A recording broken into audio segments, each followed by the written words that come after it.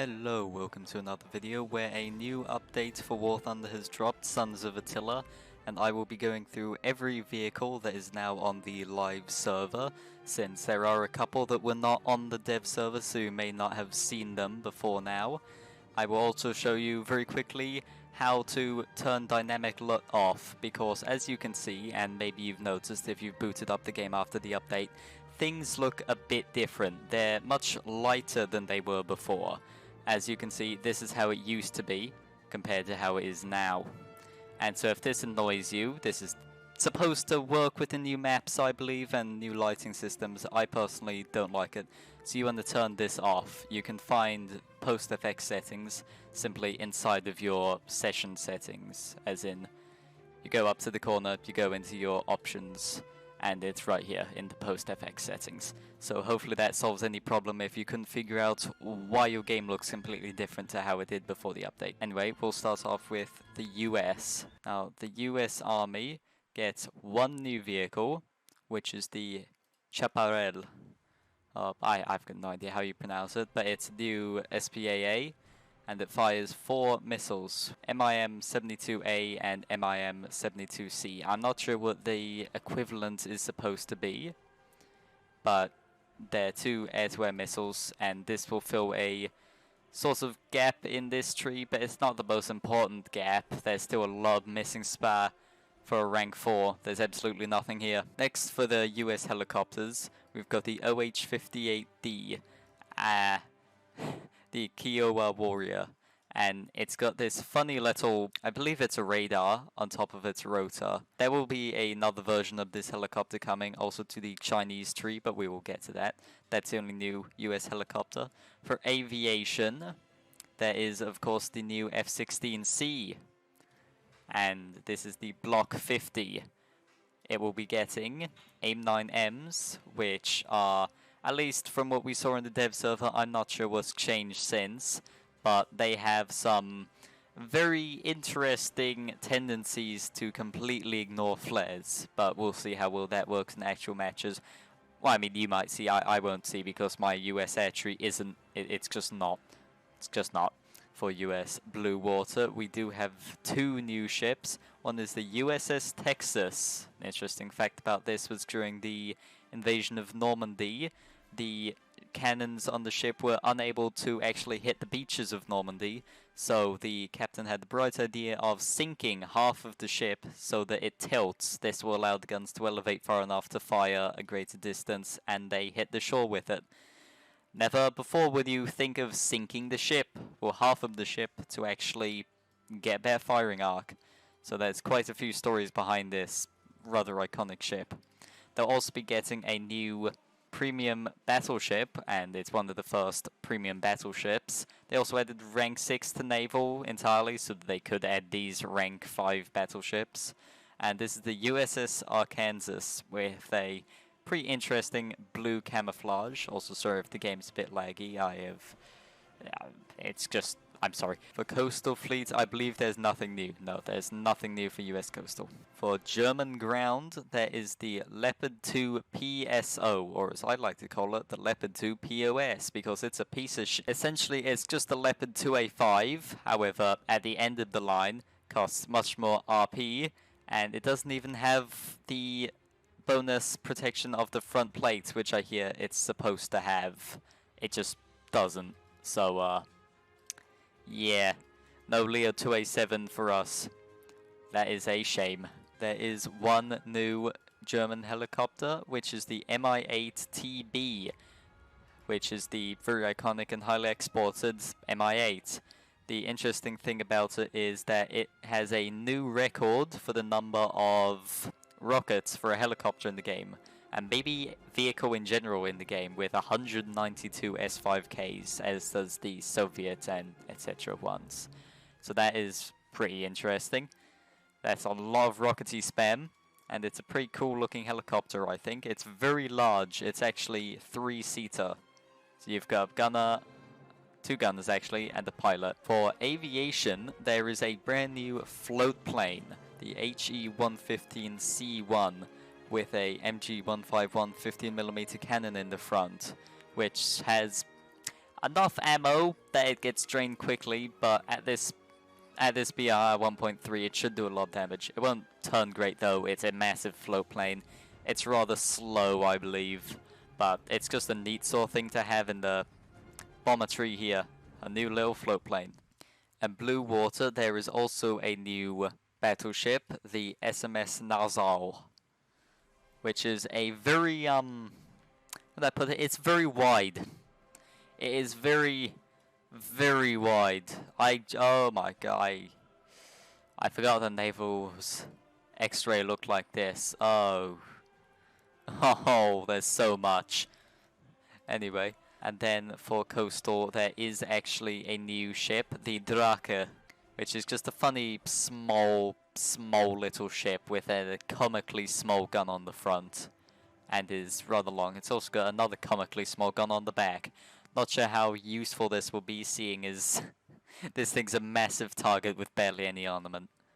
Then we have USSR, and they will be getting just... No, not just one. They will be getting 2 new vehicles. The first being the 2S1 Heat FS Slinger at 6.0. So, at one point the entire 50670 BR range, the entire enemy team is going to be Heat FS Slingers. So, yeah, no heavy tanks, just none, just won't work, 'cause it's the first thing you're going to see are more Heat FS Slingers.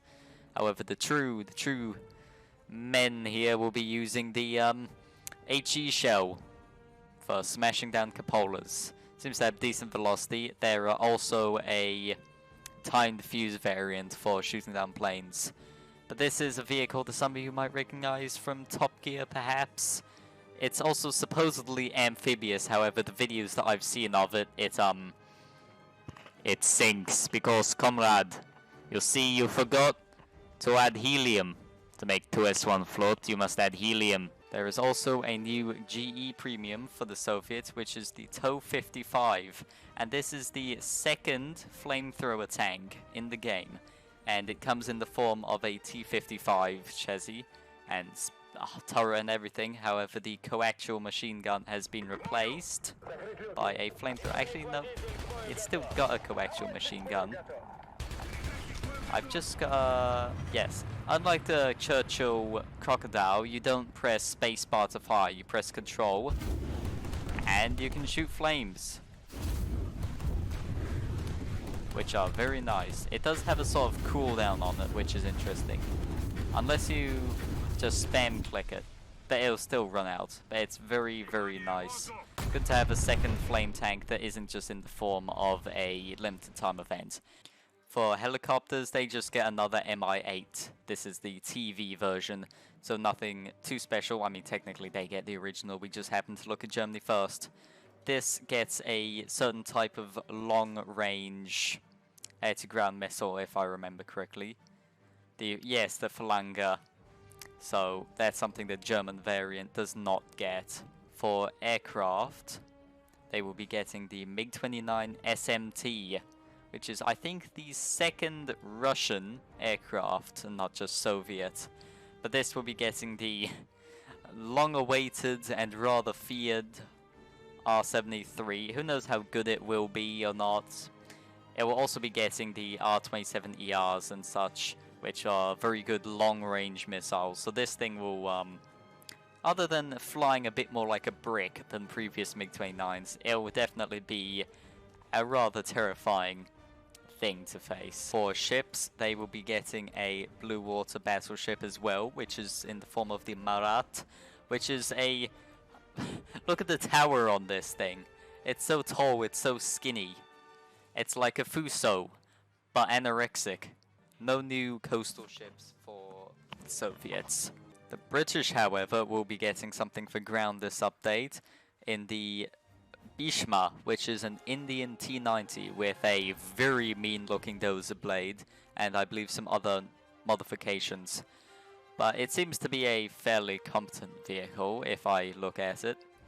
In the modifications tab, you can see it's got access to 457mm pen APF SDS. It's also got 80 gems So that is rather interesting. It even gets a time fuse shell, which I'm not sure if the normal T-90s get. But this is an Indian one, and is, I believe, the first Indian vehicle in the game. It comes in the form of a squadron vehicle for the Brits. No new British helicopters. Sorry, Brits, but you still get only 4. For aircraft, there is a new Harrier, the Sea Harrier FRS-1E. There's already a Sea Harrier in the form of a squadron vehicle, but now there's also a Tech Tree one, which is, I believe, a lower BR. Yes, a slightly lower BR because I think it is missing a better missile. And it's also got a lot less ground-pounding ordnance by the looks of it. No new British ships. Not in the coastal side either. There is a new Japanese tank, which is the TKXP, an 11.0 rank 7 tank, so fairly top tier. Not quite top tier, but pretty close. It's rather interesting looking. It's pretty interesting. It's got the composites. It's got just general armor on it. It's got no active protection system as far as I can tell. It's just sort of there. It looks pretty nice though. And that will be on the left side of the tree. So coming after the light tank line, which is interesting, instead of the regular MBT line. Comes off the sort of light IFV line. No new helicopters for the Japanese. For planes, also nothing new. They do get a brand new reserve ship though. The old reserve, the Mutsuki, has been moved just to the position in the tech tree next to it, who I suppose if someone kept it, they now no longer need to research it, they just keep it. However, this brand new reserve is pretty interesting since, well, it's just a brand new reserve. Can't say too much for it. It's got a strange cutout in this section here, which is unique looking. They also get a new coastal boat, the PT-8008, which has some very long looking torpedoes and some pretty strong looking guns on them. So that should be interesting. All the way at 3-3. Chinese army gets 2 new vehicles. First is a GE Premium, which is an M41 Bulldog. And the interesting thing about this is that it's only 5.0. Now, the American Bulldog is 6.0. The German Lech Panther is 6.3. So why is this so low? Well, because the best shell that it gets is the AP. There's no APDS, there's no heat. It is simply AP. It's also got a nice little camel net on the back and the barrel, so that's unique. There is also the MBT 2000 at 10.0, which I believe has a brand new type of ERA, yes, FY2 ERA. So that is unique, I suppose. It's got these composite armor blocks on it. It seems to be a pretty regular MBT, but it does look pretty mean, as do all the top Chinese MBTs. For helicopters, they also get an OH-58D, as I mentioned earlier, the Kiowa Warrior. For aviation, the Chinese get nothing. So, if you expected something, too bad.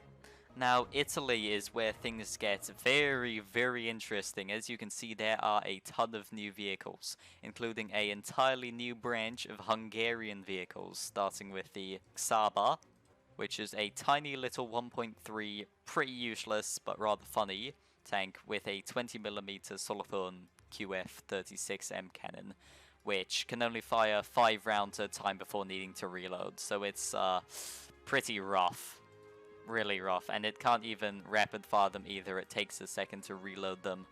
They are a similar cannon to what the L3 has. 34mm a pen compared to 38. So it's even less. So it's just kind of a worse L3, but it's a nice vehicle to have, I believe. Hungarian flag looks so goofy though. I mean, it looks like Indonesia. Where's the green? There's also the Turan 1, which, for people like me who missed out on the Balpass Turan, I am very happy that this is coming to the game, and it looks incredible with its green camouflage and a lot of heater fest stopping side skirt armor. One thing to keep in mind is that it won't stop all heat FS. For example, if we take a look at the SD.KFC here, and it fires the heat, you'll see that this can just punch straight through and will kill crew. However, if you're angled a bit, it will fail to actually penetrate, which is rather nice. The turret's still a weak spot, but at least this makes it so it cannot pen the side if you're angled. So keep that in mind. You can be heat FS resistant like this. And since you're heat FS resistant, you should also be HE resistant. Well, yeah, not quite. You're still going to get overpressured sometimes. The next vehicle in the line is the Zrini 2, which is similar to the Zrini 1 that came as an event. However, it's got a different gun, a 105mm, and it lacks the rather useless rocket pods. Still got the heat vest protecting mesh, but it seems to be pretty decently armored. It's got 75mm at the front, and if you research the modification, you can also get some track armor. So that's pretty strong, I feel like. I believe perhaps Sherman armor may struggle to punch through. Well, let's see. M5A1, no, let's go M24. It's not quite the same build, similar enough. It can punch through, however, if you angle a bit, it's going to struggle. Depending on how good the enemy's shot is. No, that barely does any damage. So you should be pretty strong from the front. If you want to kill it, you just shoot the little ball, and that's going to wipe everything on that side out. There is also the Turan 1's rather larger cousin, the Turan 3, with a massive cupola and long forehead, which is a very large weak spot, as you can see. Has a very nice camouflage on it, and it's essentially a Panzer IV in a way, with a long 75, which is supposed to be a copy of the gun of the later Panzer IVs. Doesn't have much armor, nothing useful, still just 75. I have heard that the real variants of it in real life did actually have more armor, like, I know, another 50mm worth of armor or something, but I've got no sources on that, so don't chase me up on that. I've got no idea. And sadly, those are the only unique vehicles for the rest of the Hungarian vehicle until the very end, for the rest of the Hungarian tree, I should say. We've got another 2S1 with a dark green camo, which I can only imagine is going to get confused with destroyed vehicles quite often. They also get a BTR-80, like what the Russians have in their tree. A T-72, same thing, like what Germany has and the Soviets. And a Leopard 2A4 of their very own, which looks very nice in the dark green camouflage. I think that might be one of my favorite looking Leopards already. And the sort of long-awaited, and not for Germany, KF-41, which is a very cool looking vehicle with the blue glass on it. However, I hear at its current state in the game, it isn't that great. It's got no armor, and the guns, meh. The spikes barely work on a good day, but it does look pretty neat. It does look pretty neat, and that comes at the top rank. But there are still two more vehicles. There's a copy and paste ZSU-57-2 SPA and a ZSU-23 for radar SPA. So that will reinforce this SBAA tree between the R3 and the Sidam. In the helicopter tree, there are also 3 new helicopters. Well, new. There's an Mi-24D, an Mi-24V, and a premium Mi-24P. First premium Italian helicopter though, so that is something. These are all Hungarian. Despite what it may look, you know, trust me, they're not Indonesian, despite what that flag in the background looks like. It's just the guys didn't mess up. For air, there is a new Harrier, the AV-8B Plus, which has, it's 11.7, which I believe is the highest BR for a Harrier. On the dev server, it was originally 12.0, but it's gone down. It's a ground strike Harrier, which has the ability to carry, let me just see the secondary weapons. Where is it? 10 GBU-12 with the best targeting pod in the game, the Lightning 2. So this will be very, very strong. It's like 60, no, 4. But yeah, 10 paveway GBUs. And that is rather strong. So it will be very strong in ground RB. If I've said the word strong too many times, well, too bad, because I'm running out of words. They also get a new blue water fleet for those who continue to care about Laval. Laval sounds like a spread to palm bread. This is the Impetuoso, which has a very interesting by the looks of it, anti-air cannon, which is... oh no, it's a depth charge shooter, which is pointed far up into the air and doesn't appear to be able to depress. So, that is rather funny. No new coastal ships for Italy. The French army gets 2 new vehicles. The Leclerc Azur. Leclerc. Should be, yeah, Leclerc. Which is MBT most people don't seem to be too happy with. I don't know enough about the French MBTs to tell. Seems to have some really rubbish armor. It's got composite though, so it couldn't be too bad. It's got a lot of composite. It's also got composites on the side here, which the classic NATO ERA that does nothing. So, oof. It's also slat armor, but it looks very nice. I think that's the best looking Leclerc yet, even though it looks identical to the others. There's also at 7.3 the AMX-10 with these strange glass things at the front. Now it can fire HE and a 700mm pen 80 GM at at 7.3. So after the BR changes, when all those 80 GM slingers like the Marders and BMP and such went up to 7.7 and 8.0, they've just added a brand new 80 GM slinger and it's right back to being 7.3. Why, Gaijin, why? It also has a 20mm cannon on the back, which is, I think, pretty interesting. Looks very funny. No new French helicopters either, I'm afraid. For the air tree, they get a new vehicle, the Super Attendard, which is just an Attendard. However, it does get flares now, unlike what it did originally on the dev server. So if you haven't seen it change, well, it has. It's got flares now. For its loadouts, it's got some GBU-12s and it's got an Atlas 2 targeting pod. For missiles, literally all you get are Magic 1 and 2s. Not sure how... 1x2s.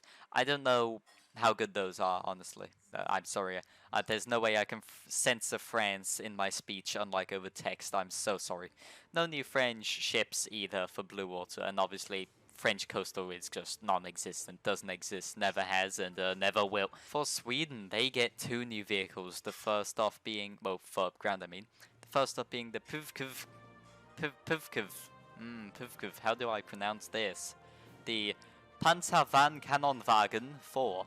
I think I said that with a German accent and not a Swedish one, but oh well. Which has a very strong 57mm cannon with a 5.2 seconds reload, which is strong. Very strong. And it's only 3.7, so this will be an absolute menace, as with a lot of Swedish vehicles. But then we have the real menace of the update, which is the Vidar. A South Korean vehicle, but in service from Norway, however in the Swedish tree. And you look at this and you might think this is fine. I mean, this is just a, how do you call it, a ALF-1 sort of, an ALF-1 style vehicle.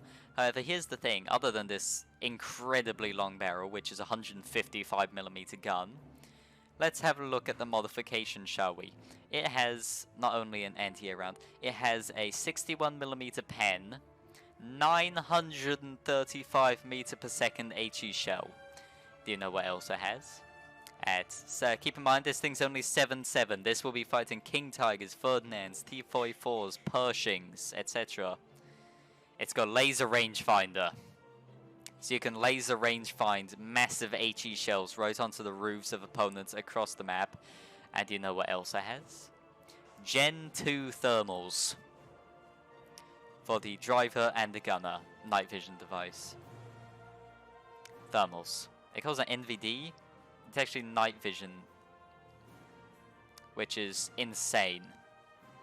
Let me show you this in test drive very quickly because this thing's ridiculous, honestly. I have no idea how this is 7.7. Obviously, I don't like saying it, but Gaijin just wants their money from people buying this thing. So if you bought this, I say expect it to go to 8.0, 8.3, hell, maybe even 8.7. So you can see this absolutely massive, massive tank. If we turn on the thermals, let's see here, night vision mode. As you can see, we've got thermals, so we can see all sorts of stuff. And if I range find, say, the very top of this tank over here. Okay, I missed completely. Please ignore the fact that I'm a terrible shot. If your crew skill was leveled up, I reckon you'd hit this. Ta-da! You can laser range find stuff instantly. For example, with this tank up here. And laser range find immediately. Lob HE. If you didn't miss, that thing would be one shot. It's also got an engine in the front, meaning it's got very goofy survivability. And other than the huge ammo rack, the crew are rather spaced out, of which you get 5. So it's really survivable, and as you saw by how fast I just drove, it's very fast. It's got great reverse speed as well. So this thing is just far too broken to be at only 7.7. The reload for the first 2 shells is also extremely quick, our first couple shells. So this thing's a real menace. The VDAR 7.7 is just too low. This thing's gonna be dunking on heavy tanks from across the map. It's not even funny, honestly. It's just broken. Nothing new for Swedish helicopters.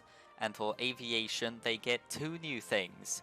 The A32A Rod Adam, which is just an A32A. However, I'm guessing the pilot's name was Rod Adam. And I will show you the loadouts for it. It gets 0 air-to-air missiles. However, it does get quite a bit of ground pounding ordnance. So this is through and through a Kaz aircraft. Definitely not an ARB-1, I don't believe. It does get some 20mm Akan M49 cannons though, 4 of them. They will also be getting a new rank 1 1.0 float planes, sort of like the Germans, which is the T2. And the thing is, I'm pretty sure this is a copy of the German one. Let me quickly check that. Have a look at that wingspan. If I go to the German plane, yeah, see, it's a very similar German. It's pretty much the same thing as the German one. However, it's got different armament on it and is such a lower BR. But that is an interesting new vehicle for low tier. Low tier funsies are always welcome. And then for our final nation, we have Israel. They will also be getting the Im Chaparel. However, I believe this one gets AIM-9P missiles. Well, they still call them the same thing, but I believe these are AIM-9Ps or AIM-9Js. I'm not entirely sure. However, this will be pretty good for anti-Kaz purposes. That's all they're getting for ground, sadly. For helicopters, they're also getting nothing. However, for aviation, they are getting a brand new 12.3 BR F-16, the Barak, which means lightning in Hebrew. Barak 2. And no, it is not Barack Obama. It's Barak, as in lightning. Get it right. Get it right. And this thing not only looks insanely cool, it's a 2-seater, so you've got your pilot and your co-pilot / gunner. And it's got an interesting ridgeback on it. It's classified as, I think, a Block 40, while the American one's a Block 50. However, what this thing shines in are its secondary weapons. It's got AIM-9Ls, it's got AIM-9Ms, like what the US planes get. It can carry 6 of them, which is going to be very strong. Also AIM-9Ps and such. But AIM-9Ms, 6 of them, so this thing will also be very good in anti-air. However, it's got quite a few targeting pods, air-to-ground missiles, so this will be very strong for air-to-ground as well, which is sort of what it's built for. That's why it's 20-seater, so the back gunner can control the ordnance. So now you've got the Nets, the Kurnas, and the Barak. So that will make that lineup very good. Now, I hope you enjoyed this video. I hope it isn't terribly long, but that is every single new vehicle added in this update. I better have not missed one. I'm pretty sure I've caught them all, even went over the copy and paste stuff slightly. So if you enjoyed the video, please do subscribe and like, so I know that I'm not talking to a wall here. If you have made it to the end of the video here without skipping through, then congratulations, you do not have attention span issue, and I'm very proud of you. Goodbye.